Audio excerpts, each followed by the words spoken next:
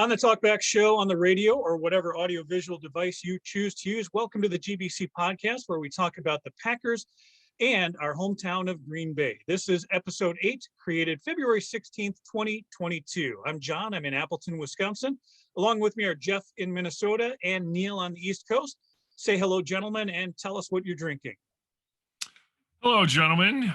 Tonight I'm drinking a stout. It is not just any stout. It might seem a little contrived, but it is a raspberry jelly donut, even more Jesus stout by Evil Twin Brewing.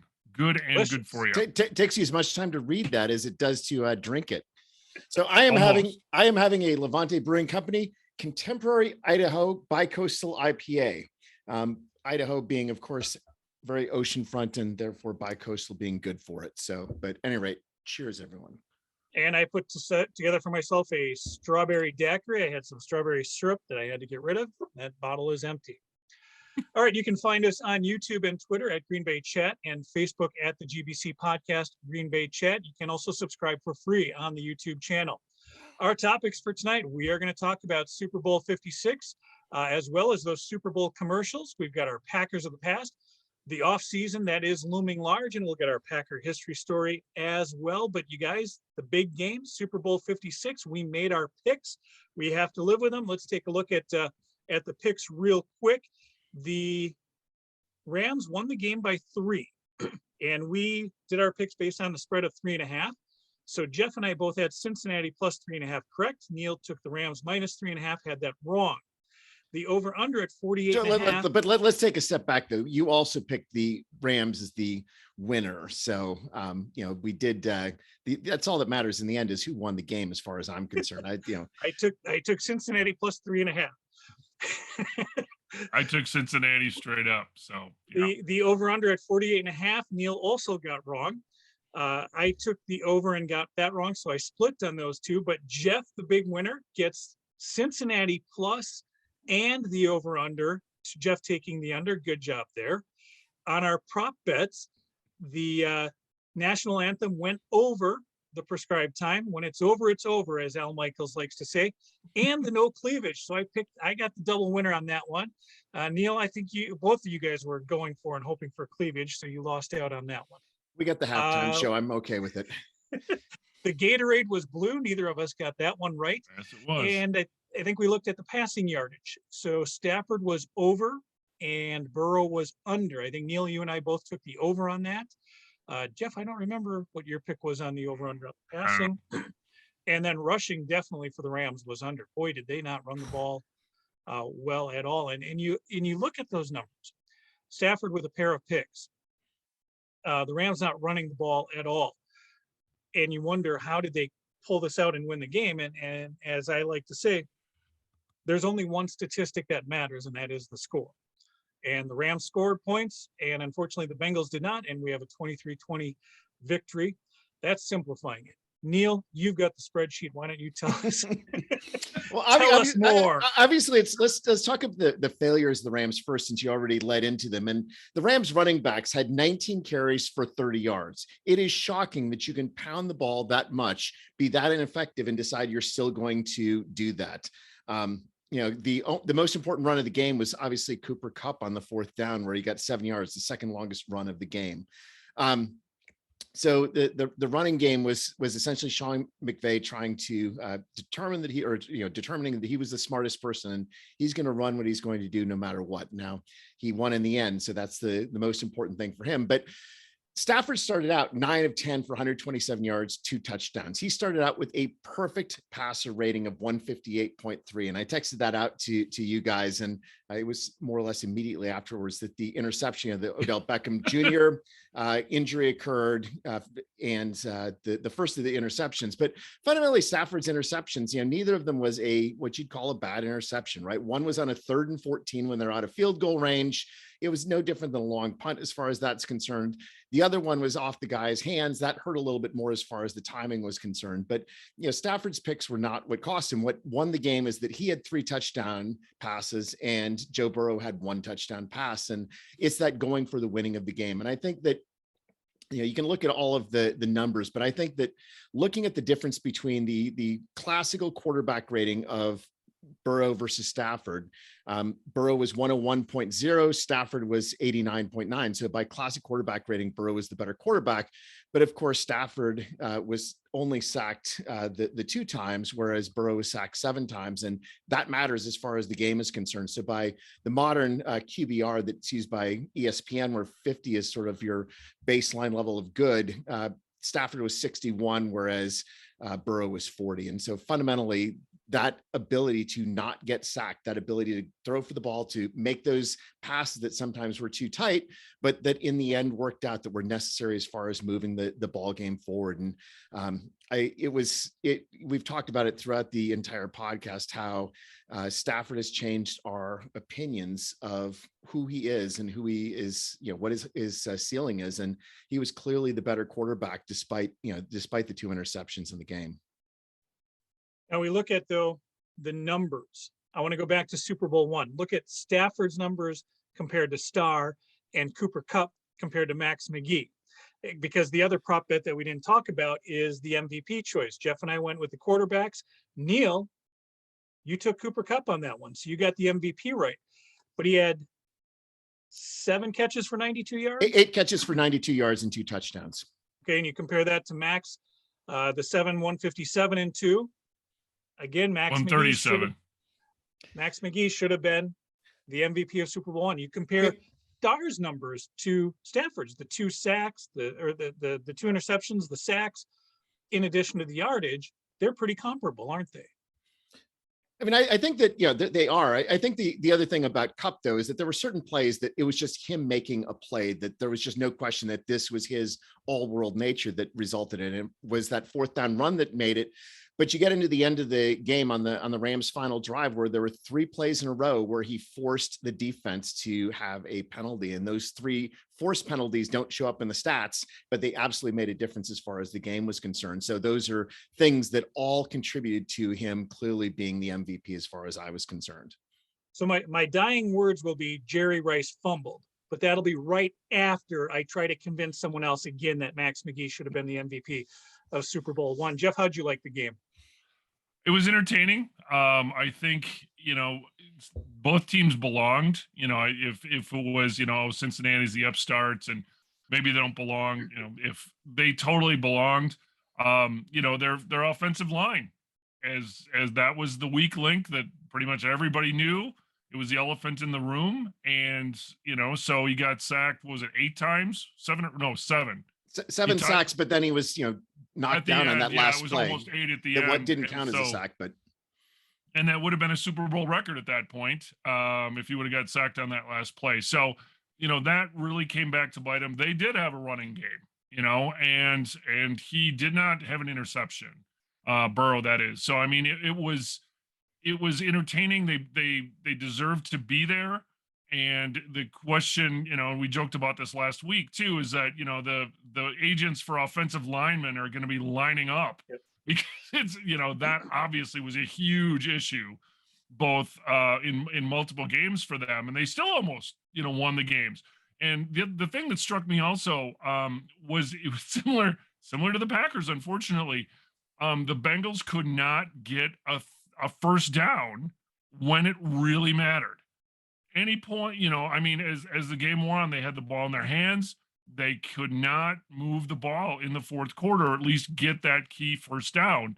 And, once the Rams got the ball, back in their hands, it was like, okay, this, late in the game, you've got, Stafford, who was fantastic in the game.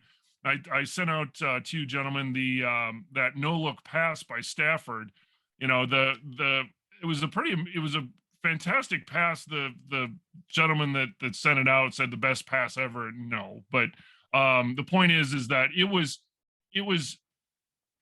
able to look off the defenders, get the ball, where he wanted to. And it was, like I said, he was the better quarterback with the experience. So now, is this kind of the tip of the iceberg for the Bengals? Do they build on this? The AFC is stacked with just stud quarterbacks. So is he going to get another shot? Who knows? Stay tuned.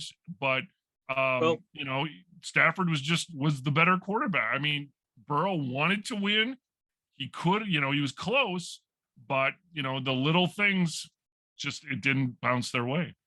Well, Cam Newton was 25 years old when he lost the Super Bowl, and he hasn't been back.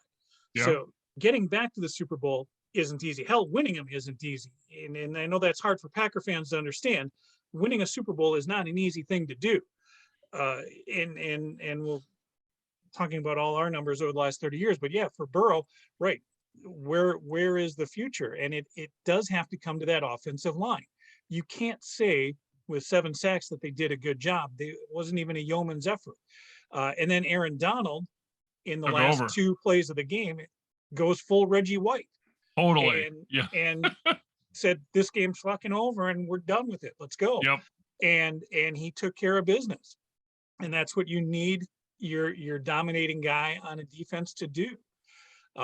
Certainly everybody, there are players who had standout games. Joe Mixon had a standout game for the Bengals. Logan Wilson, the middle linebacker for the Bengals, had a standout game. Burrow looked good. Jamar Chase looked good. And then Aaron Donald. Everybody that we talked about, Cooper Kupp, certainly a spectacular game. Even Odell Beckham Jr. before he gets knocked out of the game. And that was, devastating to him personally, as well as I think the Rams trying to figure out what to do without him on the field. Yeah. But the Rams certainly overcame that adversity. The Bengals just, for some reason, couldn't figure out. The defense played well, just not well enough throughout the rest of that game. Yeah. It was, like I said, close, but it's like you said, there's only one statistic that matters in the end. They didn't get it done, and on we move. I mean, I think that, you mentioned the Odell Beckham Jr. injury, but also the fact that Jalen Ramsey did not have a great game. I mean, this is a game that could have been a blowout. And at the beginning, it looked like it very well could have been a blowout. And I think the fact that the Bengals kept it close is partly because Sean McVay went very introverted once OBJ went down, but also it really makes a statement about the character of Burrow, which is something that we did talk about last week, is that he does have that lack of fear, and he just needs to have a lack of fear that doesn't involve also being sacked 7 times. It was a good game. It was certainly something that kept you gripped throughout the game, and then wanting to watch the commercials as well. There was a point in the second quarter where I looked at my wife and I said, "When do I pee?" I can't wait till halftime. I got to go. So I found a spot where it was, that third down play didn't work. They're going to punt. Ran to the bathroom. Nice. But the commercials, and I think people like to detract and say, "Oh, the commercials weren't that great." But we look back on the Super Bowl commercials, I think sometimes with rose-colored glasses. I think there was a good batch of commercials that came through this year. I will talk about the bad and the ugly first. The Uber Eats commercial was terrible, but the other one was the QR code that bounces around the screen. And I realized, this is a 30-second commercial. All right, fine. I get my phone out. I'll bite. Did you really? Yep. Put it on. And as soon as I saw the word Coinbase, I was like, you gotta be kidding me. It's Bitcoin. John, by definition, that was a successful commercial. If it got you, if you did that, it got me to say, all right, 30 seconds, fine. Yeah. It was, yes, but apparently I watched that thing bounce around and I'm like, there's no fucking way I'm taking out my phone and scanning this. I'm just like, that's exactly what they want you to do. I don't care what it is. I don't need to know what it is. I'm sure I'll find out what it is. And sure enough. But the different cryptocurrencies really had a presence there. The Larry David commercial, obviously the Coinbase commercial. Neil, can you explain cryptocurrency to me? I don't want to. It's all good. theft. It's all organized theft. Fundamentally, it's a pyramid scheme. I mean, fundamentally, it's, what pyramid schemes can we convince other people to join? And somehow this is still legal. And I don't understand that, but that's a question for a different day and probably a different financial podcast rather than a Packers podcast. I'll put this out there though, that the last time we saw a medium like this was 1990, or actually no, the early 2000, the 1999 season, when there were all those .coms that advertised. Yep. That's, I've seen that could be the way of crypto here very soon. It's kind of a similar animal. We don't see GoDaddy commercials like we used to, that's for sure. Although they're still around, so. Yeah, but kind of that flash in the pan, They've got extra money. They're hoping to build some momentum, and ultimately in something that most people don't understand or care to even want to know about. So best commercials, I don't know if you guys kept track. For me, it was the return of the E-Trade Baby. I don't know why, but the E-Trade Baby is one of those that I've always enjoyed. And the way they did this one up, where they tracked him down to bring him back, and he sippy cup, and poof, I lost it on that. But yeah, bringing back the E-Trade Baby and getting him in the helicopter. I was hoping that there would be a sequel, like a second E-Trade commercial in the second half. That would have been great. They set up, all right, we're bringing him back. Where's part 2 to that commercial? That's what I'm waiting for right now. So that was my favorite one of the night. I'm a sucker for talking animals. So the Dorito one with the flaming hot, that sure. I literally laughed at that one. I was sober too. I was just like, I just thought that was funny. I knew this sloth was going to move fast, but just it was pretty damn funny. I mean, come on, talking animals, what's not to like? We are simple men, Jeff. Talking babies, talking animals. It works for us. And I'm going to go to one of the few movies that I do watch, and that was the Dr. Evil commercial. I mean, it was a Gen X Super Bowl as far as the entertainment is concerned. All of the halftime entertainment was born between 65 and 75, other than Kendrick Lamar. And the Dr. Evil one, to me, was the most entertaining, although I also liked the commercials that went on Greek and Roman themes. We need more Greek and Roman themes in commercials. I will say that the commercial that offended me the most was the 2 Dolly Parton commercials for T-Mobile. Dolly Parton is a legend. How can you screw up Dolly Parton in a commercial? You have Dolly Parton in a commercial. How can you possibly make a bad commercial with Dolly Parton? Yeah, that's offensive. Awful. And I can tell you from personal experience, nobody enjoys wearing a toga more than Neil does. So I can see why you enjoy the theme. My runner-up is the Schwarzenegger one with Thor. That was Zeus. He was Zeus and Selma Hayek being Hera. Yes. That was rather amusing as well. So I'm hoping that we'll probably see some of these. It's hard to know what are kind of the one-off Super Bowl ones and the ones that they make and then they have a life of their own. I'm hoping to see that. Again, I don't watch a ton of TV, but maybe we'll see those. I'll see those commercials again. Who knows? But so now the halftime show online. Wait, there was a halftime show? Yeah, you get online, and guys like us, the people over 50 are getting derided for not liking the halftime show, and I can't say I hated it. I still think Prince was better, but this show was impressive. You've got 5 individual artists that can hold their own, and an enormous stage setup with a huge amount of choreography, and just the timing of putting that whole set piece together was impressive, beginning to end.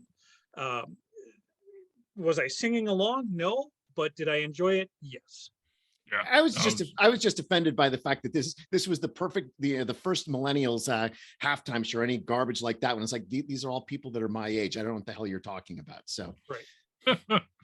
No, very well done show, like you said. The choreography, everything that went into it. There's a little controversy, of course, but you know what? That's Eminem. That's fine. But like I said, it was enjoyable. Music was good.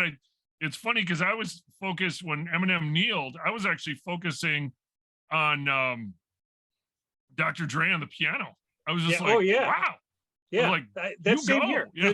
To me, the kneeling is a non-story. Tell me about Dr. Dre playing the piano. Yeah. That was awesome. He sat down. I mean, his posture was perfect, and you could tell he was into it. And it's like, oh my gosh. I mean, the man he's a brilliant songwriter. I mean, he's a good lyricist. He writes great raps. He knows talent when he sees it. But then you think about, all these guys that do music producing, they are talented musicians in their own right. Yeah. And for him to sit down and play his piece there was spectacular as well. It was like, good job. Yay. Loved it. So that's a look at the end of this year. We have, we'll take a look at the past. And we're going to go into the rest of our show here. And with that said, here is Neil with our Packers of the past. So this week's Packer of the past is Lamar McHan. Lamar is number 17 that's in the photo here right next to Bart Starr. And he played a critical role as far as the development of Bart Starr becoming Bart Starr. So first of all, a little background about Lamar McHan. He went to college at the University of Arkansas. And in 1953, he was ninth in the Heisman Trophy balloting. It's kind of remarkable. He was ninth considering that Arkansas was only 3-7 that year. And yet he managed to generate that sort of buzz. They specifically finished way behind in the Southwest Conference behind Rice, who won the Southwest Conference that year. Lamar was drafted the second overall pick in the 1954 draft by the Chicago Cardinals. The Packers had the third and fourth picks in the first round and managed to draft two players, Art Hunter and Verrill Switzer, who played a grand total of 4 years for the Packers. You want to know why the 50 Packers stunk?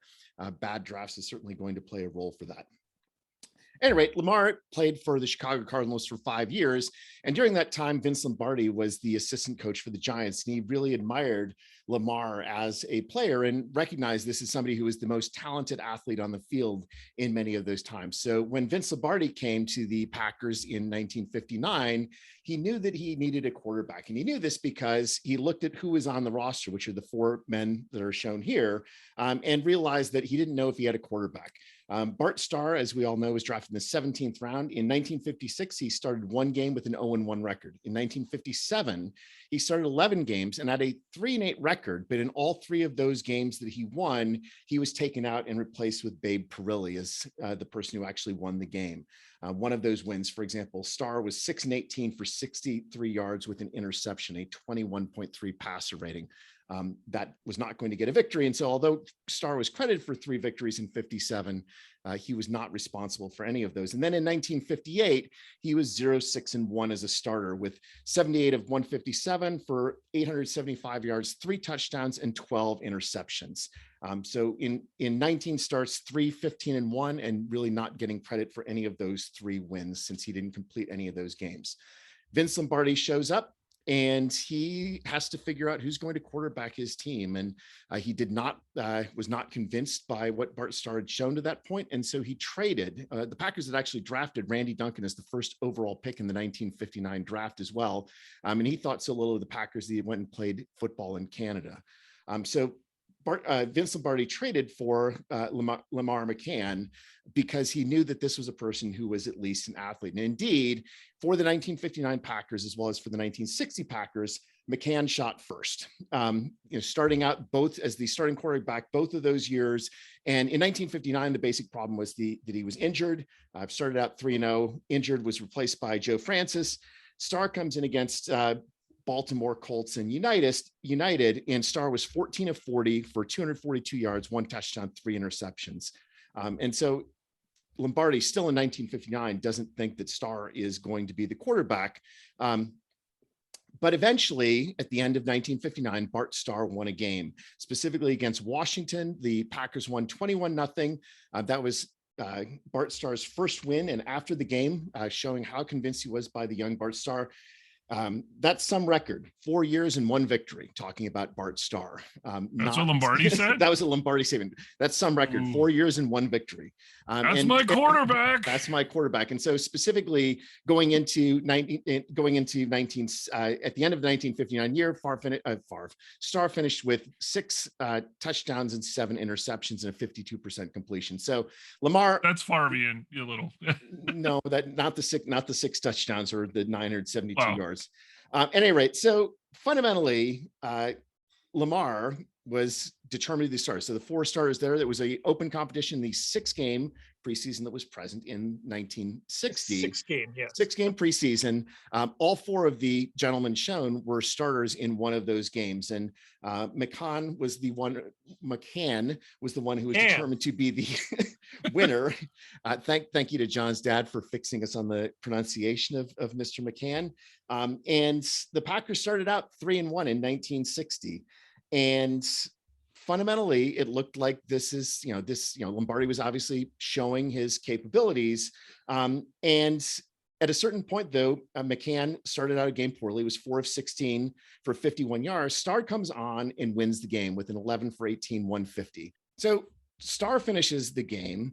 And, looks like he might be the quarterback, but Lombardi was still not convinced. But what did convince Lombardi in the end was a conversation that occurred at one of the supper clubs in Green Bay. Conversations. And specifically, the Packers players were in one room, Lombardi had his own room, and Lamar McHan decided that he needed to speak his mind to Lombardi. And he went into the room, gave him a shove, used a slur, an anti-Italian slur, and that, at least for that point, allowed Lombardi to say, I'm going to go with Starr. I've got a reason why I'm going to go with Starr. Starr is more of a leader. And yet, even so, McHan came in one more game later on in the year. And specifically, Starr ended up going out of the game because he was poor, but thankfully for Bart Starr, Lamar McHan had given up on the team. He was a player who was known to have personality issues with the players. In one of these games, he yelled at Boy Dollar. It was always somebody else's fault if a catch wasn't made. And so I am personally very thankful for the attitude, problems, and petulance of Lamar McHan, because that is how Bart Starr, despite all of his efforts to the contrary in his first 5 years, ended up becoming the starting quarterback of the Packers. And whereas Lombardi in 59 and 60 said, I don't know who the starting quarterback is, starting in 61, Lombardi said, we only have one quarterback, and it's Bart Starr. And so one other note about Bart Starr in that determining 1960, his final stats on the year, he was 98 for 172, only 57%, 1,358 yards, 4 touchdowns, and 8 interceptions. Is his 5th year in the league. Again, twice as many interceptions as touchdowns. Somehow he was named to the Pro Bowl that year in that 1960 season.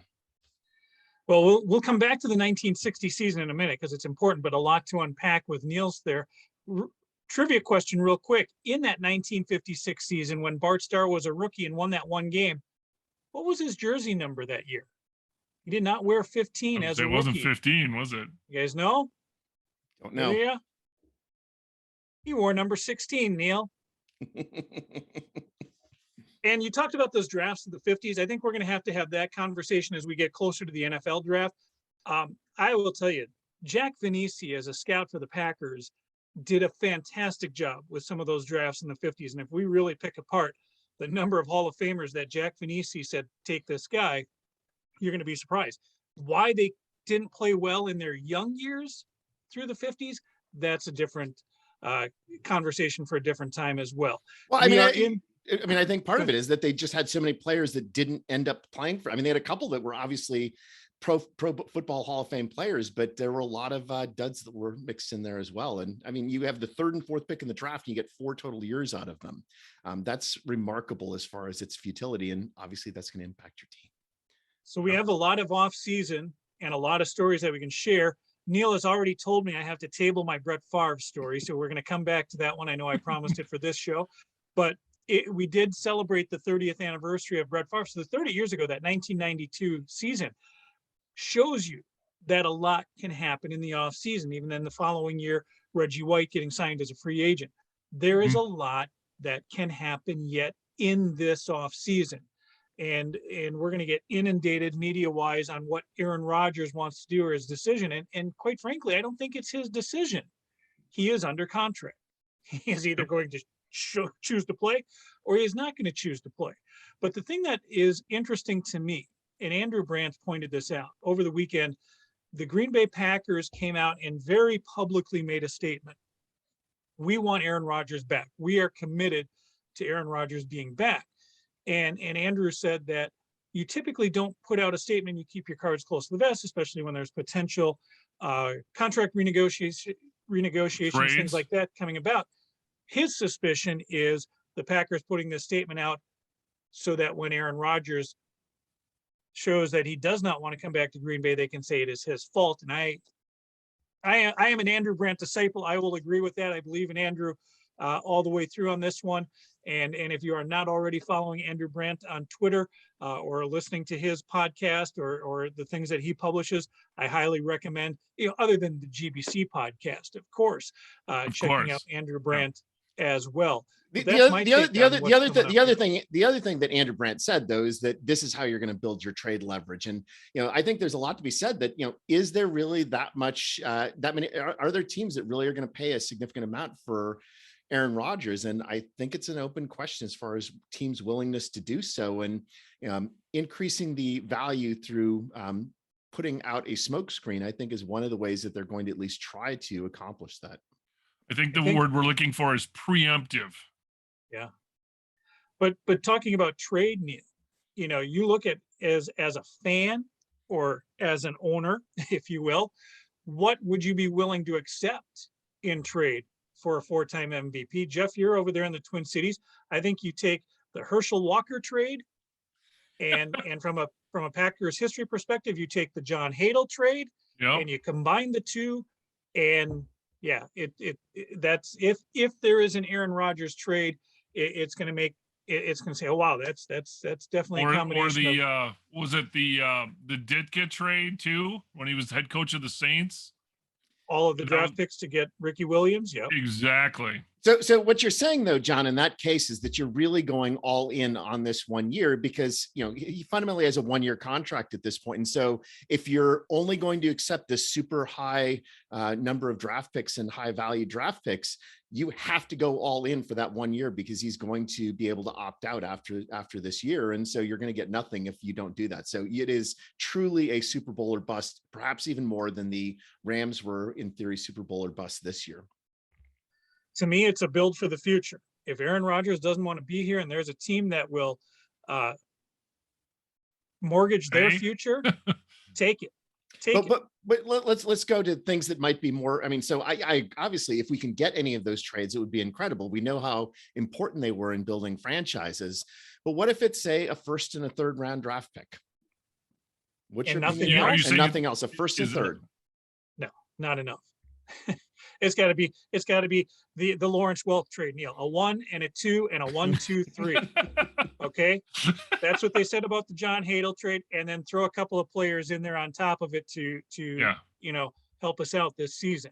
If Aaron Rodgers is traded, it will be listed as one of the top 3 blockbuster trades in the history of the NFL, as far as what some team gives up to get Aaron Rodgers. It'll make the Stafford trade look like an afterthought. So speaking of Stafford, I have a hypothetical for you. What about a direct trade of Stafford for Rodgers? Would either the Packers or the Rams go for that trade? And would you? No. Like I said, it's value. The value there is in the future, and that is the nature of the NFL. There are very few player for player trades that happen in the NFL, and it is typically draft pick value. I'm not talking about real trades. So I'm saying for a straight trade, would you do that? Same thing. Would the Rams do it? Would the Rams do it? 2 twos, a 3, and a couple of players. Would the Rams do it? Well, I think because the Rams did go all in. I mean, you've got, their offensive coordinator now is the Vikings head coach. It was announced today.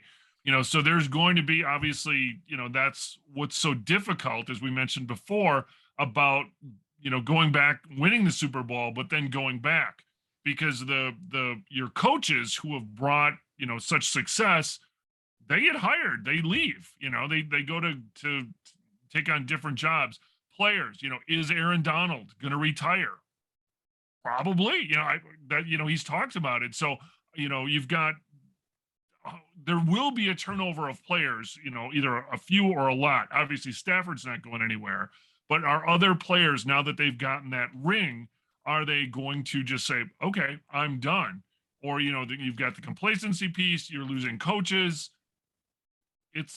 I think the bigger thing that the Rams are going to have is what every team has after they win the Super Bowl, that now players that don't have a ring are going to come there for cheaper than they would otherwise. And that's the advantage that the Rams have that other teams are not going to have. But to answer your question about the trade, I don't think that the Rams would do that. The thing about the Rams right now, you have to look at this draft coming up. They have no first-round draft picks for years yet. The first 2 days of the draft, they get to sit around and stare at their trophy. They'll hang out with Stafford and Von Miller and stare at their trophy for 2 days. If the Rams are going to be a player or going to do something, they're going to trade to get a 1, 2, or 3 pick back coming at them. So to say that they would go for a player for player trade like that, no, I don't think so. I'm going to answer my own question on that because I meant it in a different way. So I don't think either team would do that, but I think it is shocking. It should be shocking to us now as Packers fans in 2022 that the Rams would not trade Stafford for Aaron Rodgers. And I don't think that they would do it. And I think that makes its own statement. And while I do agree with you, Neil, you would think that a guy working with just one earphone pad can appreciate me being practical. And that's all there is to it. So we talked about 1960 quite a bit. And as promised, that's going to lead us to our bedtime story. Jeff, take it away. Okay, so 1960, a very pivotal year in Green Bay Packers history. So a little bit of a lead up. We've talked about it. So in 1958, the lowly Packers were 1-10-1. Then Vince Lombardi comes on, and they finish a respectable 7-5 in Lombardi's first year of 1959. Lombardi was named Coach of the Year. So, okay, some progress. However, 1960 comes around. Packers are not favored to win. Actually, the Baltimore Colts were instilled as the favorites. So the season plays out, but the Packers, they won the Western Conference. They, spoiler alert, they won the Western Conference for the first time since 1944 in 1960. So they won their last 3 games. They beat the Bears, the 49ers, and the Rams. They finished a respectable 8-4. So this was, the fans went crazy. City of Green Bay, suddenly Lombardi's here, new coach, we have a winning team. We're going to really, really, really get behind them. So when the Packers were played the Rams for their last game to win that game, and thanks to some luck and other teams losing, so the Packers, like I said, won outright. So this was on a Saturday actually, because in 1960 Christmas was Sunday, December 25th, and that's kind of a trivia question here as well coming up. But so the Packers get back to Green Bay on Sunday, December 18th. There was approximately 11,000 fans at Austin Straubel Field welcoming back the victors. So, very, very, everybody's excited. It's been a long drought. Everybody's excited. So just a side note, Jeff, even the year before when they only went 7-5, they won their last 2 games on the West Coast. They had 7,500 people at Austin Straubel coming back. They had bands and, a party. Yep, the Lumberjacks, right? So everybody loves a winner. So the game though was scheduled because Christmas Eve or Christmas Day was Sunday, December 25th. So the championship game was held actually on Monday, December 26th. So I didn't look that far back, but how many NFL championship games have been played on a Monday? Probably not that many. So it was at 11 a.m. Central Standard Time kickoff. So it wasn't, his night games or late afternoon games. It was 11 a.m. So by the way, I know you center of the country people have a problem with time zones, but the game was actually played in Philadelphia, which is in the Eastern time. Which is noon. Okay. It was noon? noon in Philadelphia. Yes, Neil. So, and yes, that's also where it was played.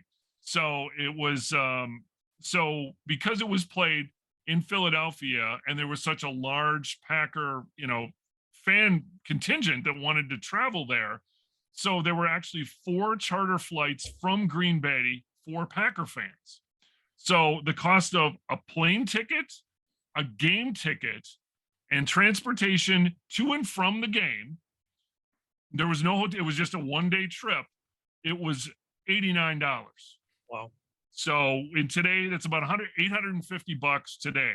Now you look at these Super Bowl packages and things like that. Steal. I mean, who wouldn't, $850 to go see a championship game? Yes, to fly there. Sign me up. So the Packers were favored by 1.5 points as well. Unfortunately, the game did not go as hoped. So Lombardi twice went for it on 4th down, and that really proved to be the difference. The first time was early in the first quarter off of a turnover. They were deep in Eagle territory, went for it, didn't get it. And again, in the third quarter, the Packers had driven down to the Eagles 25, went for it again on 4th down, no points where they could have kicked field goals. The final score, 17-13. So what happened and what were the ramifications of the loss of that game? Lombardi put it on himself. He said, we could have won that game. We should have won that game. I'm going to take the blame for it. So after the game, at least according to an interview with Boyd Dollar, Lombardi said, and if this is true, it's maybe gives you goosebumps, but he said, this is the last championship game we'll ever lose. As long as I'm here, we'll never lose another playoff or championship game. Well, he was right. So 1961, 1962, 1965, 66, and 67 were championships in Green Bay, Wisconsin.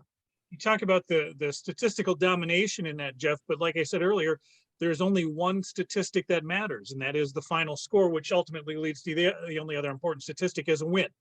When it comes down to it, did you win or did you lose? And you win by scoring more points. It still is remarkable to me, the dominance that the Packers had in that. I mean, the Eagles had less than 100 yards rushing. Norm Van Brocklin was 9 for 20 as a quarterback. Starr was efficient. Starr, threw for almost 200 yards, and we had over 200 yards rushing. We were, by all measures, a better team. And but yes, a better team is not the team that is the team that wins, and so we, by definition, weren't the better team that day. But it's shocking. It's shocking looking at the statistics of that game. They even had a chance to win it at the end. So the Packers got the ball back with a little over a minute left. They drove down. They just almost at will down the field. They got down to the Eagles' 9-yard line, and time ran out. So it was like, what just happened? So that's an interesting point, because there's a quote from Bart Starr after the game in which he compared himself to Norm Van Brocklin, and he said that the difference between the two quarterbacks is that Norm Van Brocklin made the plays and he didn't. And yes, that being down at the 9-yard line says it, and it certainly goes the difference. For example, you go to the Ice Bowl or you go to the Super Bowls, where absolutely Bart Starr is the one who made the plays there. Jeff, you talked about building up to that 1960 season, and a book that our friend JP introduced to me many years ago, and I told you guys about it as well. So for anybody who wants outside reading, a book called That First Season, how Vince Lombardi took the worst team in the NFL and set it on the path to glory, is available for just $13 and some change. You can find it online easily. The Lombardi, it's just That First Season is the name of the book, and it'll tell you about Lamar McHan coming into Green Bay, and the conversation with Bobby Dillon to keep him in Green Bay, and what Vince Lombardi did with all those awesome draft picks that Jack Vainise found throughout the 50s, and how he got that team together, and not only for the 59 season, but then building up to this 1960 season as well. Everything that happened after that, but it is that first season that you alluded to already too that really set that on fire and set them on that. And being that, unfortunately, Jack Vainise then died of a heart attack during that 1960 season, so he never got an opportunity to see his draft picks, or he was a young man. I mean, he was in his 32 30s. years old. 32 years old. So it was a tragedy for the team, but they were able to move on, and I do want to get in our final thoughts here. I've got one. With that said, we'll talk about Jack as well in a future episode as well, because easily a forgotten just person of stature in the Packers history, and a cornerstone, for helping to build the team that was the teams that were successful in the 60s. But yeah, definitely let's kind of work our way out of here. Jeff, your final thoughts. So one of the reasons why I wanted to pick the 1960 Packers, and the fact that they did unfortunately lose that championship game. If you're a Bengals fan, if you're listening to this, hopefully some of our friends from last week or last couple of weeks, are listening to this. I've seen a lot of social media. Some Bengals fans, many of them seem to be, optimistic. There's been some negativity out there, but generally, so the parallel here, and I want to draw this parallel again. The Bengals a couple of years ago were horrifically bad. Obviously, they get Joe Burrow as the number one pick. They pick the right guy, right? So they pick a winner. He's done well. I'm not saying that, within, and so the Bengals, within a couple years, they get to the Super Bowl. Packers, after it took them, their second year with their new head coach, they get to the NFL championship game. So there's some similarities. Am I saying that Cincinnati, fans, that the Bengals are going to win, 5 of the next 7 Super Bowls? Probably not, but the point is that, there's are some interesting similarities. We'll see what happens. It's extremely difficult in today's NFL, but take solace in the fact that there has been a blueprint like this for success before. So who knows? Stay tuned.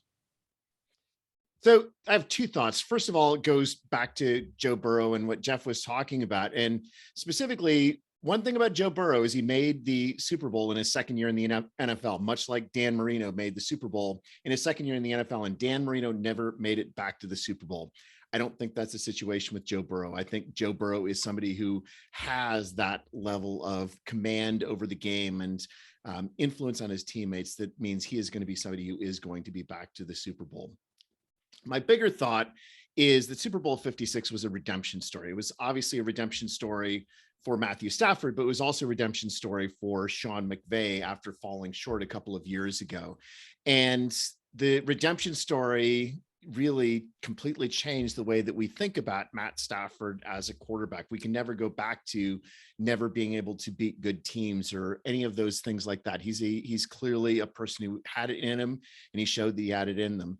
And I think from a redemption story, where I am thinking about it is the Packers as a redemption story, and that we've had this narrative shifting on Aaron Rodgers over the last few playoffs, quite frankly, for over a decade now since the Super Bowl, that well, maybe there's something about him that means that he's going to fail in the championship. And I don't think that's the case. And I think that we're going to see the redemption arc next year for Aaron Rodgers and the Packers. So Green Bay, Cincy Super Bowl then? I'm picking Buffalo for the Super Bowl on the other side, but okay. And certainly a lot for us to talk about during the offseason, because we are hopefully planning a trip to Buffalo, and Buffalo is a chance to be a team to beat as well. But certainly a lot of things in our past to talk about, like we said with Jack Vainise and things like that. But the other thing you talked about, Jeff, with the flight and all the Packer fans flying to Philadelphia in 1960, I also want to, on a future episode, look back at the party trains back in the 20s and the 30s, the number of people that would pack onto a train from Green Bay to go on the road for the weekend. And, a very colorful figure, one of my other favorite Packer players, Johnny Blood McNally, is going to feature prominent in a lot of those stories as well. So we have a great offseason ahead of us, not only with what's happening now, but we can talk history as well. With that said, you can get information on the GB podcast at Green Bay Chat on Twitter and on Facebook at the GBC podcast Green Bay Chat. Don't forget, you can subscribe on the YouTube page for free as well. And may you fully appreciate the magnitude of your impending good fortune. Thanks for joining us. good night. Good night.